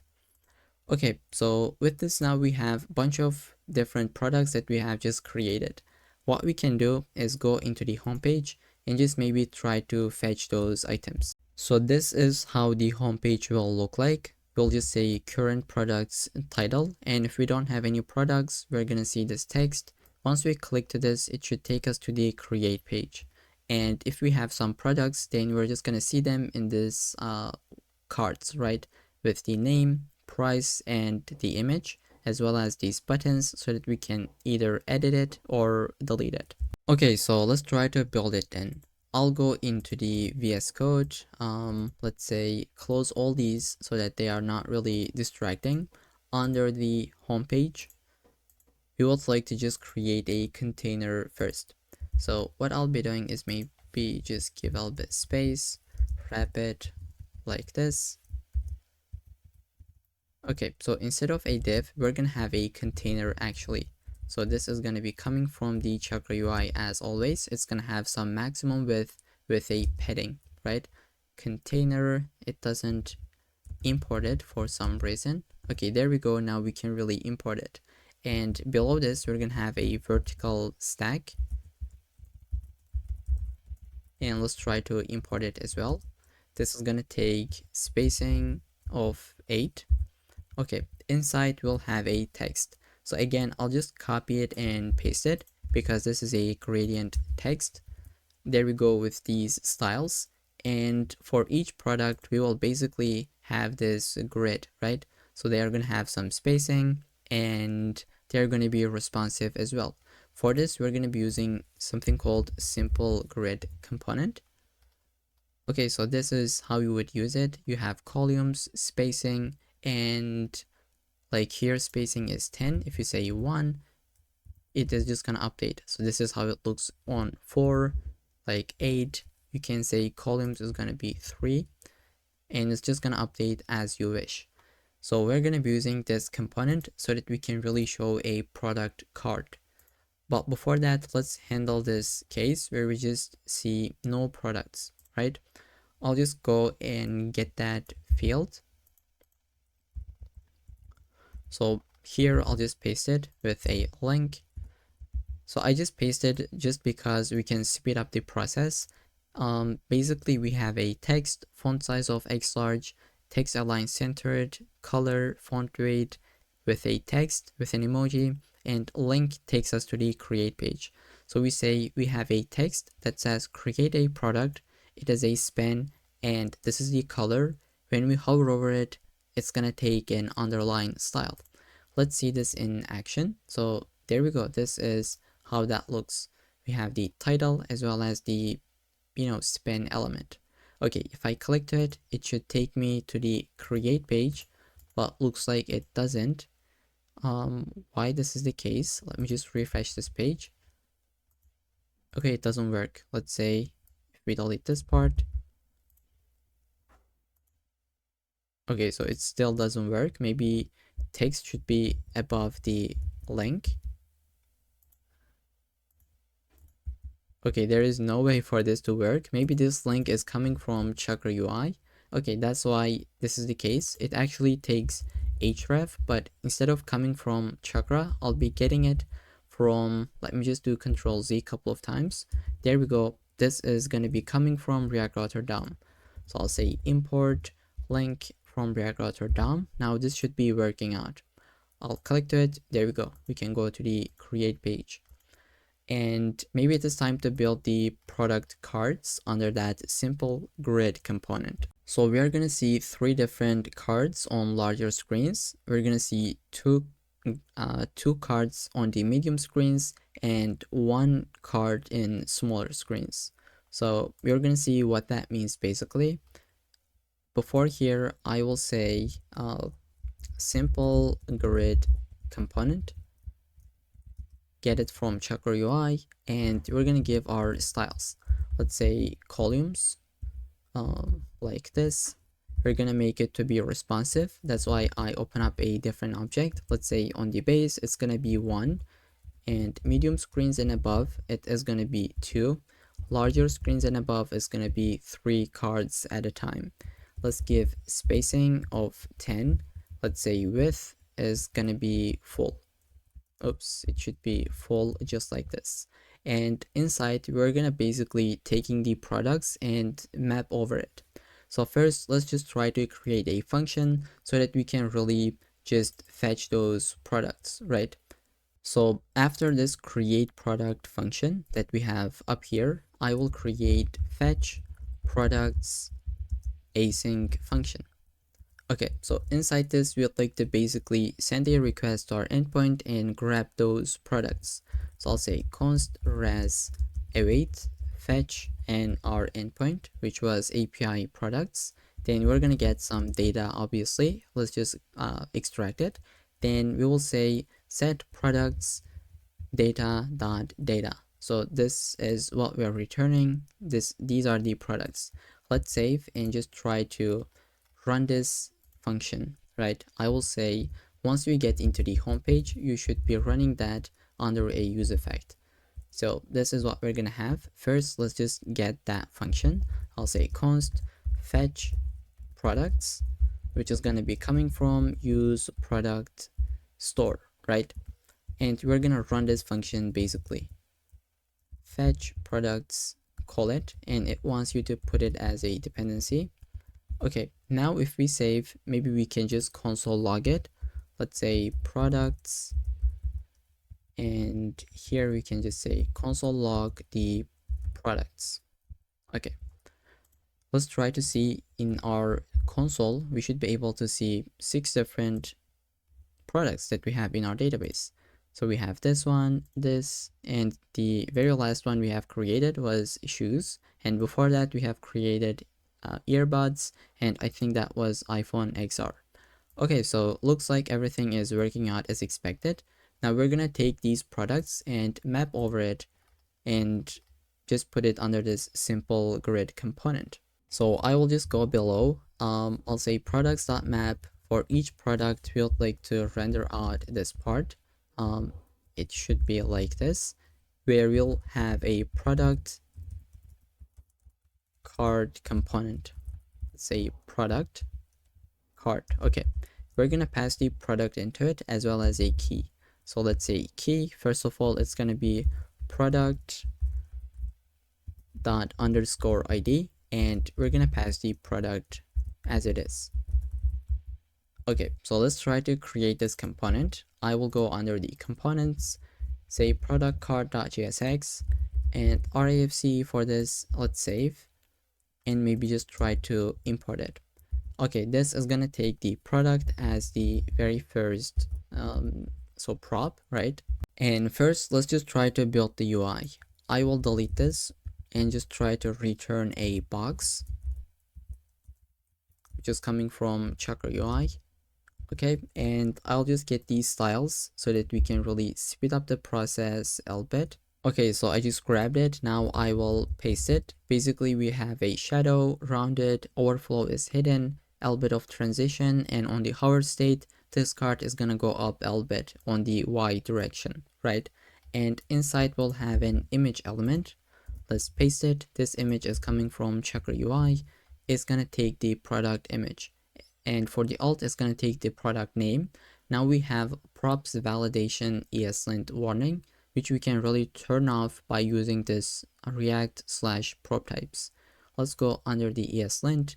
Under the rules, I'll just say React slash let's say prop types is gonna be off. Once we save it, now we're not gonna get any of those errors. Okay, once we have done this, we can create a different box, and inside this box, first we'll have this padding of 4, and we're gonna have the heading, which is gonna be the product name. So let's grab it, paste it, import the heading, and we will have a text. This is gonna put the product price. So let's just get the text element, and for the color, we will have this text color variable. Let's just we're gonna create it just in a second. And finally, we will have a horizontal stack. Let's paste it as well. Let's import it, icon button. Let's say get the edit icon and delete icon. On click. So we're gonna be calling those. For now, let's delete them. And as I said, I just copy and paste this so that we can really speed up the process. But basically, what we have written here is just this UI that we have. We have an image, right? We have a text, the name, product price, as well as these buttons, which are under a horizontal stack so that they are next to each other. I hope this makes sense at this point. And we're using this icon button with an icon. Basically, this means this is gonna be a button and it's gonna have an icon into it. And all these are coming from the documentation. So let's just try to create this variable called text color. So I will say this is going to be using the use color mode value. On the light mode, it's going to be gray 600, and in the dark mode, it's going to be gray 200. Let's do the same thing for the background. I'll say BG is going to be white and gray 800. Now let's try to use this text color as well as the background. So this is the text color, and let's just say BG of BG. Okay. Now if we save, we should be able to see some output in the UI. There we go. We have all of our products. Now here it says the image is not shown, is because these are the things that have this example image. Obviously this is not going to show us anything. That was just when we were testing out in the Postman, right? Okay, one more thing we can fix is that if there are no products found, we can only show this. But if we have some products, then we shouldn't be able to see this text. Let's go into the homepage. and we will just wrap this. First, let's just cut it. I will say if products dot length is equal to 0, only then render this part. Now we're not going to see that. And here you can see when we hover over it, the cards are just going up a little bit. Okay, so this is how we can fetch the products. And now once we click to this delete button, we should be able to delete them. First, let's just try to create a delete function under the product.js file. So let's shrink this one as well. We will say delete product, which is going to be an async function, and it's going to take the product ID as the first argument. And we're going to be calling the fetch method. First, let's just say response await fetch API products, and we're going to pass the product ID where the method is going to be delete, just like this. Then we'll say const data. Let's get the data from here, and we can just check if it is successfully done or not. We'll say if data is like data.success is false, then we can say return success false, and the message that we are getting from the backend, then we can just update our state. Let's say set if I can type, let's say we're gonna have the state where we'd like to just update the product, right? The one that we have just deleted, we're going to filter out. So this might be a little bit complicated, but this is basically a little bit of JavaScript where we use the filter method and just delete the current product from the state. If you don't understand this part, I'll just try to show this in the UI just in a second. But after this, we should be able to just say success of true, your product has been deleted successfully, right? I'll say success true, and for the message, we can just get it from the backend. Okay, let's save and just try to call this function once we click to that delete icon, which is this one.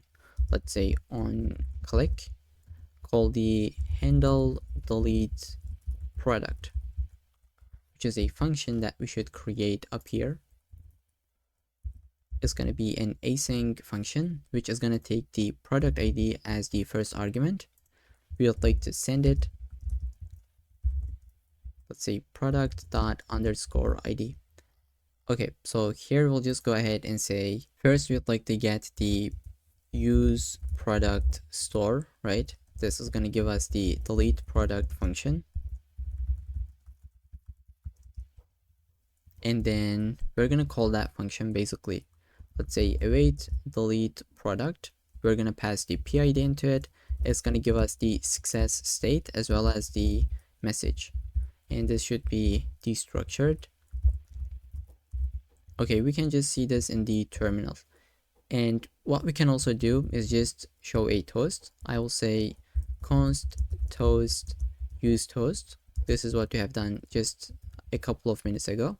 Let's say if the success is false, we can really show an error message basically, but else we can show the success message just like this. And let's try to save and maybe delete a product. I will refresh. These are the products that we just fetched. Let's click to this one. Okay, product deleted. And as you can see, UI is just being updated immediately. It is because we are using this line. If I delete this, save it, now whenever I delete something, it is not gonna update the UI. Even though it is being deleted, I need to refresh so that it just update the UI. So this is what that does basically. Update the UI immediately, right? So let's say without needing a refresh. Okay, so I hope this makes sense now. Let's refresh. We just got all these products. We can delete them, and maybe it is time to update one of them. Once we click to it, it should open up a model. So what is a model? Let's just see. From Chakra UI, they give us out of the box. Okay, so it is going to be this kind of component where we can just really see the product details. Let me just show this if I have it. There we go. Once you click to the update product button, you're going to get to see this model with name, price, as well as the image. You can update any of those values and either cancel it or update it. and it's gonna again update the UI immediately. Now first, let's just try to see how we can create a model component. If you take a look at the code, basically you wrap everything with a model, and you have things like model overlay, model content, header, close button, body, and footer component. So this is how that looks. And you can change this content with anything that you want. Maybe you'd like to remove the footer component, the header component, maybe even the close button. You can really just customize it however you'd like to. And so yeah, let's just try to build it. I will go into the product cart. Let's close these so that they are not distracting. And I think below this very last box that we have, we can create a model. So let's say model imported from Chakra UI, and this is taking is open and on close fields. Let's grab them from use disclosure hook. I'll go at the very top, just try to import this one. Okay, so into this model, we're gonna pass that is open and on close fields, just like they have in the documentation. And inside this, we can have a model overlay. Let's try to import it. Then we will have a model content, which we're gonna put everything into it. Let's say model content. Okay, first things first, we're gonna put the header component as well as the close button component. Let's import them. There we go. Below this, we're gonna have a model body. So what I'll be doing is basically copy and paste and then just walk you through it. Let's say model body. We're gonna have a vertical stack, the input element. Let's say maybe we can for now just delete the value and on change so that it is not distracting at all. Okay, so this is what we have. And once we click to this button that says edit icon, we would like to just open up this model. So I'll say on click, let's say we would like to call the on open function. Let's try to see this in action. I'll click to this one. There we go. We just have a model that is opened, and we would like to see this bottom part as well. For this, we will go below the model body, and we'll just have a model footer component, just like in the documentation. Okay, I'll import this, import the button. For now, we can just delete the on click. And if we click to the cancel, it should close the model. Okay, just like this, and it works on all these products. Now, what we can do is that once we click to this button, we can just fill up this form with the product details. For this, we can use a state. You can give it any name for it. I'll just say updated product and set updated product setter function. We will say use state. The initial value is just going to be the product that we got. Let's import the use state, and we're going to put this initial value into the, let's say, to our inputs, right? I'll just say value, and this is going to be updated product.name, and let's give the price as well as the image, just like this. Let's just see this in action. Once I click to it, I can get the details for this product. Let's click to this one. It just works out as expected. Now what we can do is that once we click to this button, it should update it in the database, which means we should visit this file and just add a new function, which is going to be update product. And this is going to be an async function. First, it's going to take the product ID as well as the updated fields. Let's say updated product. Okay, here we'll just go into it. So in this function, we'll just say const response await fetch, and we'll just get our endpoint. Let's say API products and then the product ID. The method is going to be put headers of content type, and we'll just put the body and stringify it. Then we're going to get the data out of it, right? Then we can just say if data is not success, as always, success or false and the message, but else we'll just say set and get the state. We will just update the product that we just updated. So this is gonna look a bit weird maybe at first. Okay, we'll just return an object where we just say products. Let's say state.products. These are the previous products that we had in this state. We will just have a product for each of them. We are basically mapping through it. We will say product.id. If it is equal to the PID that we just passed, then we can just return the data. But else we'll just leave the product as it is. Okay, I hope this makes sense. Now, what we have done is just basically update this state in the UI so that we can really see the latest value.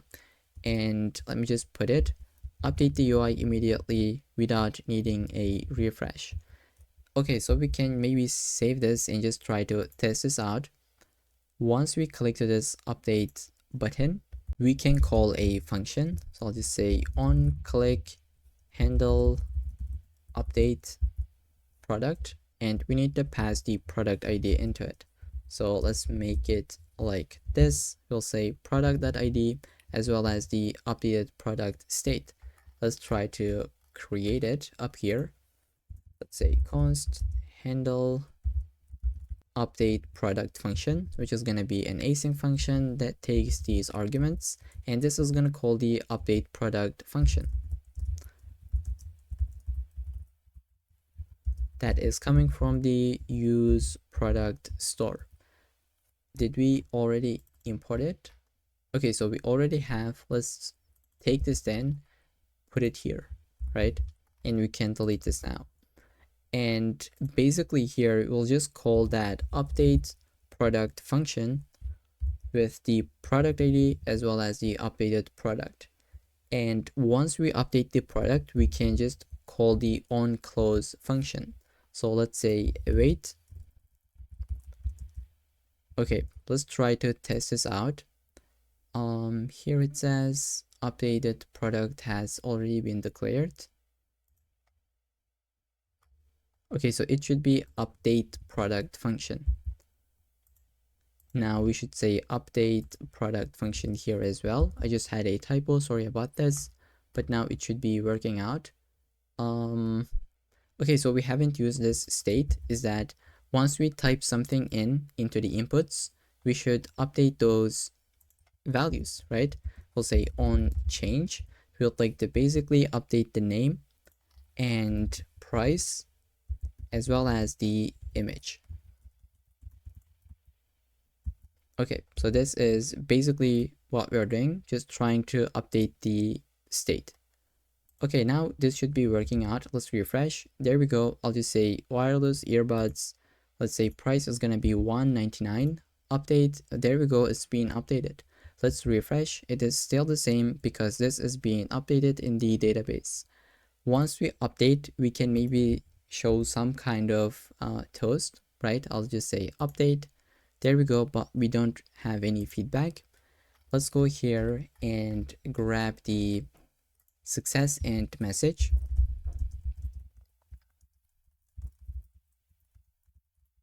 And we can return a success state once we update it successfully, right? I'll just say return success of true and the message that we got from the backend.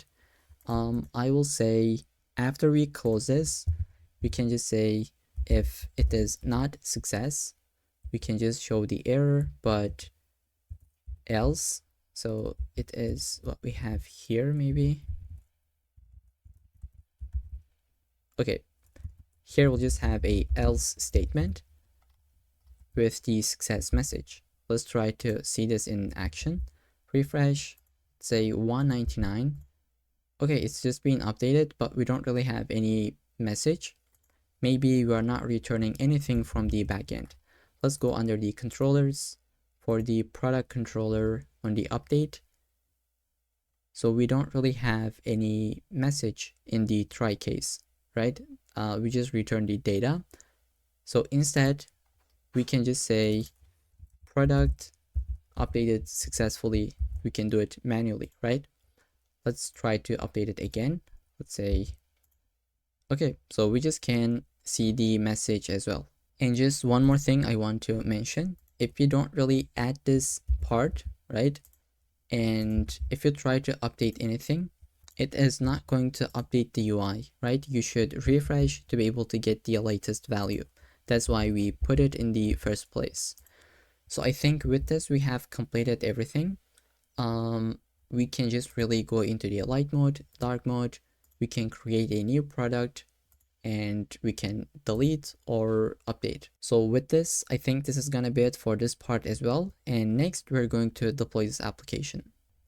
Okay, so welcome back to the very last part of this tutorial where we would like to deploy the application that we have just built. Now, this is the current state of our application. When we visit localhost 5000, we can get our Express app, right? We have our API.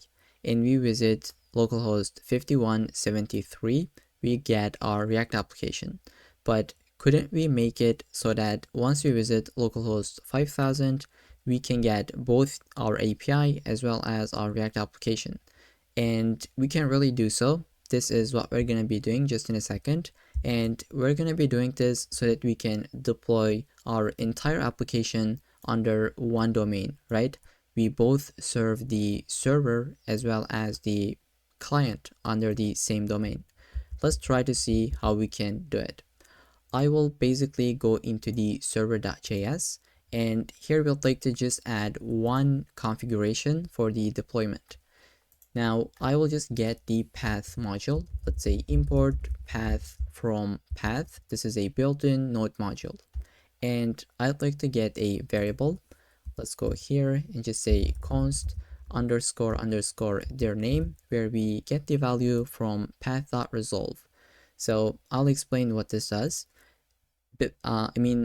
Below our routes, which is the products, we will just check for the environment. So let's say if we are in the production or if we are in the development. Let's say if we are in the production, that means we deployed this application. So we'd like to have some kind of a different configuration. In this case, we would like to make this front-end folder to be our static assets, right? Because this is the React application that we have. And when you deploy your React application, you basically run this npm run build, which gives you a dist folder. So let me just show this actually. I'll kill all the terminals that I have. I'll create a new one, cd into the front end, and I'll just say npm run build. So Vite is gonna go ahead and create a dist folder, and here it says building for production.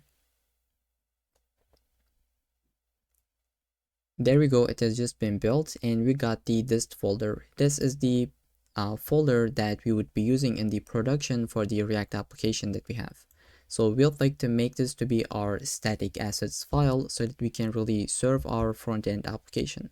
So I'll say app.use, express.static, path.join, their name, go under the front end, and we have the dist folder, right? So just like this, we make this dist folder to be our static assets. And this path.join with their name basically says go under the root, which is here, and then from there go under the front end and then under the dist. So this is what that does. And we will say if we send any request, let's say app.get anything, right, asterisk, like anything other than this, we should be able to render our React application. So we'll just get the request and response, and we will basically say res.send file, and we'll like to send index.html that we have under the dist. So here I'll say path.resolve, their name will go under the front end, under the dist, where we have the index.html file. So this is what we're gonna return anything we visit, right? Other than this route, we are gonna just return the React application that we have. So let's try to save and maybe we can run this. What I'll be doing is maybe delete the node modules folder that we have. So this is gonna ask me for the permission. Let me just accept it and say delete permanently. And I'd like to delete this node modules as well. So why am I deleting this? Is because when we deploy our code to GitHub, we are not going to have those folders. And let's delete the dist as well. Okay, so once we deploy our code to GitHub, this is basically what we'll have. We just have the backend folder, the front end, and these files. We're not going to have any node modules. So we'll like to import them, right? Install them so that we can really deploy it. and we need to create a script for this. That was for the development. Now let's say build script, where we'll like to first install dependencies for the backend, right? We'll just say npm install, and then we'll say npm install, but this time for the front end. So I'll say prefix frontend folder. This basically says run this command under this folder, and this is going to install the node modules for the front end. Once we do this, we'll like to build the front end application. So we'll say run the npm run build command, but again under the front end folder. Once we have done this, let's see what's going to happen. I'll just open up my terminal and I'll say, let me just cd into the root, right? Not into the front end, not into the back end, but in the root. I'll say npm run build. Oops, I have a typo. Let's say npm run build with a d at the end. Okay, so what is going to happen is that it is going to run this command. First, it's going to install the dependencies for the backend. There we go. Then it's going to install it for the front end, and then it's going to build the front end application, which is currently doing, I think. So it is installing the packages. Just in a second, it's going to create the dist folder. And this is the command that we're going to be running in the deployment so that it can install all these packages, then build our application. Once we build it, we'll like to start it. So say start command. This time, instead of nodemon, we'll just be using node because this is just going to be running once in the production environment. Okay, so with that in mind, we can also see we got the dist folder. The build has been completed successfully. So with this, it should be ready to go, right? We have our scripts that we can build our application, and we can start our application in the deployment, right? So yeah, these are the scripts, and this is the configuration, just about 5 lines of code and nothing else, right? This is all we have to do. Take the dist folder, make it static assets, and render the index.html, which is going to be our React application, when we visit any routes other than this route, right? Let's try to save this file and just maybe test it out. Now that we have built it, we can start our application with this command. I'll say npm start or npm run start. It is the same thing. This is gonna start it under the 5000 port. Let's see. Okay, there we go. It is started MongoDB connected. Let's visit localhost 5000. Now, okay, so we just got an issue why this is the case. In the home page. Okay, wait, do we have a typo? Yes, we have, because the node.env is not equal to the production for now. It is equal to the nothing actually, right? So what we can do is when we run the npm start, we can just make the node.env to be equal to the production. And when we run the dev, we can make this to be equal to the development. Okay, let's save and open up our terminal. Oops, I just made a mistake. I was going to open my terminal. Let's kill this and just say npm run start, which is going to make the node.env environment variable to be equal to the production. Now let's try to visit the localhost 5000. There we go. We can just get our React application. So if you remember, that was our server, but now we actually get our React application on this route. This is exactly what we have done. Under the localhost 5000, we can both get our API as well as our React application. Now we can really just delete one of them, right? We can update. It just works out. And let's just try to create one. I'll say earbuds. Let's just put a value, and I'll try to put an image URL. Let's just get it from the Unsplash pretty quickly. Okay, so I just grabbed the image URL for this one and I will paste it. Product added. Let's go here, and there we go. Everything is working, and this is what we would like to push to our GitHub account. So let's go ahead and create a repo first. So here I am in my GitHub account. I just said create a new repo. I will say MERN crash course. There we go. I'll first make it private. Once I publish this video, it's gonna be public. If you really want to, you can go with the public so that everyone can see this in your GitHub account. For now, I'll go with private. Let's say create a repo, and what I want to do is initialize this as a Git repo. I'll say git init, and before I commit any of my changes, I would like to first just ignore this .env folder or .env file. Now I can create a git ignore under the root, or else I can grab this one, put it under the root. Okay, let's move it. So now this actually ignores all these folders and files. I also want to ignore the .env. Let's put it and save. And as you can see now, .env is grayed out. That means this is this is ignored by Git so that nobody can see our environment variables. Okay, so with this, I think we can just push all of our changes. I will say add all of them to the staging area, and for the commit message, we could say project completed. Let's say commit, and now we'd like to push all of our changes. Let's go into the GitHub. We already have an existing repository. I'll copy this and paste it into my terminal, which is going to push the changes that I have in my local machine to the internet, right? To this GitHub repo. There we go. Now we have all of our changes, all of our source code. The latest commit was just now. Let's go and deploy this application. For this, we'll be using render.com. You can use other options. This is what I'd like to use. It's really easy to deploy and free to use. Let's say deploy a web service. We would like to get it from the GitHub account, right? MERN crash course, and okay, so it should be this. Let's say connect. Okay, so we just have all the fields like filled up for us. What we can change for the build command, we have npm run build, and for the start we had npm run start. These are the commands that we have created under the package.json, right?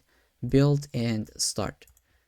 And I think you can just leave everything as it is.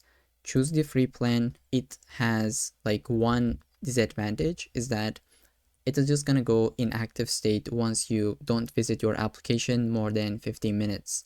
And like this is fine for the side projects. If you want to just get it immediately opened, maybe you can go with a paid plan for $7 a month. But I think free plan should work for most of us, right? For the environment variables, let's just grab them under our .env file. I'll say Mongo URI and get the value. And I think one more thing I can mention, let me just put those. Let's say add one more. Port is going to be equal to 5000. So here I set the database name is going to be products. That's why actually in our MongoDB account, let me just quickly log in. So under the collections, we see this products and then one more products. The first one is the database name actually.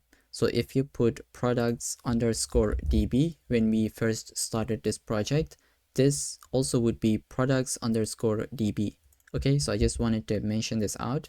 This is the database name, and then the inside one is the collection name, which we called it as products, right? Okay, so with this, now we have, let's see, two different documents, which are these ones. Okay, that was just something to keep that in mind. Now let's say deploy the web service. This is gonna take a bit time, but hopefully it should be deployed out. If we got some errors, we'll try to fix it. Once this is done, I'll just be right back. This should take about 1 minute. Okay, there we go. It just says your service is live and everything was successfully done, I think. Let's just say visit this application. MERN crash course on render.com. This is the actually deployed application. We can go into the dark mode, light mode. It just works as expected. Let's try to update this one. Let's say wireless earbuds 2. There we go. It's just being updated. Let's try to refresh this page. and it should still have the previous value because this is coming from the database. Let's update it to be back value, right? Let's try to create a new one. I'll just say test 123 and grab any of those images. There we go. We just got the test as well. Let's try to delete them, and we can delete basically everything. And it's gonna say in this case no products found and create a new product. So with this, I think we just completed this entire application, and this is responsive as well. I might forgot to show this, but once we hit this breakpoint, the navbar goes into the column direction. That's why we see it, and it just works well, right? Let's try to create a couple of different products. I just want to show this. Let's say 1, 2, 3, just grab one image. Let's just create this one.